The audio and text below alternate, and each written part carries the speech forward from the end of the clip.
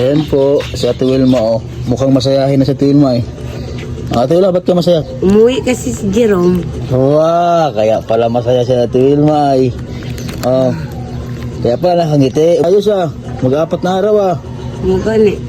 Oh, kinabahan ka? Kinabahan ka? Ha? Wala. Oh, saya ka na eh, nakangiti ka na eh. Si Burluloy oh.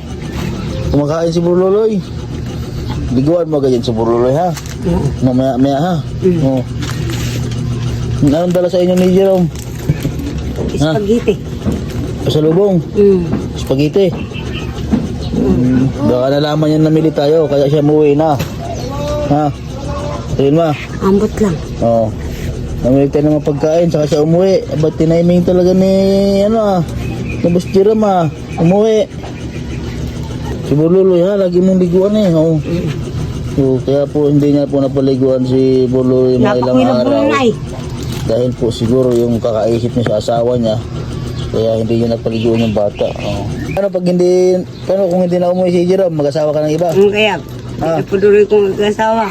Iwan ka sa tinda eh, magapakuntanay daw ko.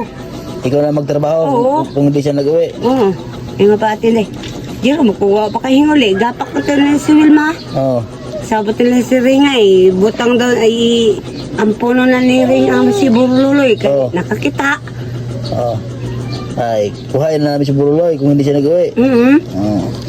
Sabot na nila Wilma maghapon ay. Oo. Pag di ka daw kuno ka uli. Amo po na si Burluloy kay Ring. Oo. Dado na ni Ring Minduro. Ay, hindi siya paano nalulay. Ayan po mga kabayan, dumating na po si Boss Jerome. Bali, 4 na araw po siyang... 4 na araw to na? Oo, 4 na araw.